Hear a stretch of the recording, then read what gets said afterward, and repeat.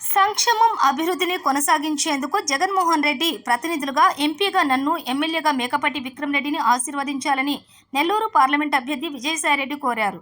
నెల్లూరు జిల్లా ఆత్మకూరు పట్టణం పరిధిలోని పలు వార్డుల్లోని ఆత్మకూరు ఎమ్మెల్యే అభ్యర్థి మేకపాటి విక్రమ్ రెడ్డితో కలిసి ఎన్నికల ప్రచారం నిర్వహించారు.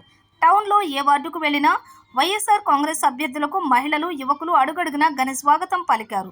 తొలుత పట్టణంలోని సుల్తాన్ షాహీద్ దర్గాలో వైఎస్ఆర్సీపీ నాయకులు, కార్యకర్తలు ముస్లిం మైనారిటీలతో కలిసి ప్రత్యేక ప్రార్థనలు నిర్వహించారు. అనంతరం వార్డులోని భారీ అభిమానం, జనసందోహం నడుమ ర్యాలీ కార్యక్రమం కొనసాగింది. అనంతరం విజయసాయిరెడ్డి మాట్లాడుతూ టీడీపీ ఆత్మకూరు ఎమ్మెల్యే అభ్యర్థి ఆనం రామనారాయణ రెడ్డి తన స్వలాభం కోసం పార్టీలు మారుతున్నాడని మండిపడ్డారు. అలాంటి వ్యక్తి సీఎం జగన్ మీద విమర్శలు చేయటం హాస్యాస్పదంగా ఉందన్నారు.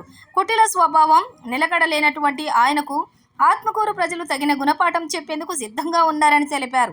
ఆత్మకూరు అభివృద్ధికి తన దివంగత సోదరుడు మేకపాటి గౌతమ్ రెడ్డి లక్ష్యాలకు అనుగుణంగా విక్రమ్ రెడ్డి అనేక కార్యక్రమాలు అమలు చేసి జనాదరణ పొందుతున్నారని కొనియాడారు.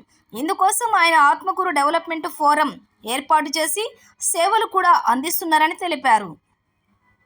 20 లక్షలతో ఆత్మకూరు, మర్రిపాడు, అనంతసాగరం మండలాల్లోని ప్రభుత్వ పాఠశాలల్లో డిజిటల్ తరగతి గదులు ఏర్పాటు చేశారని తెలిపారు.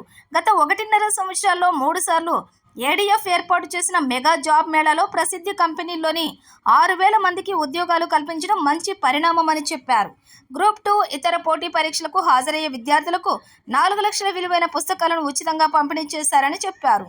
మేకపాటి గౌతమ్ రెడ్డి ఫౌండేషన్ నిధులతోటి 4.5 కోట్ల ఆత్మకూరు బస్టాండ్ను కొత్త హంగులతో ఆధునీకరించారని పేర్కొన్నారు.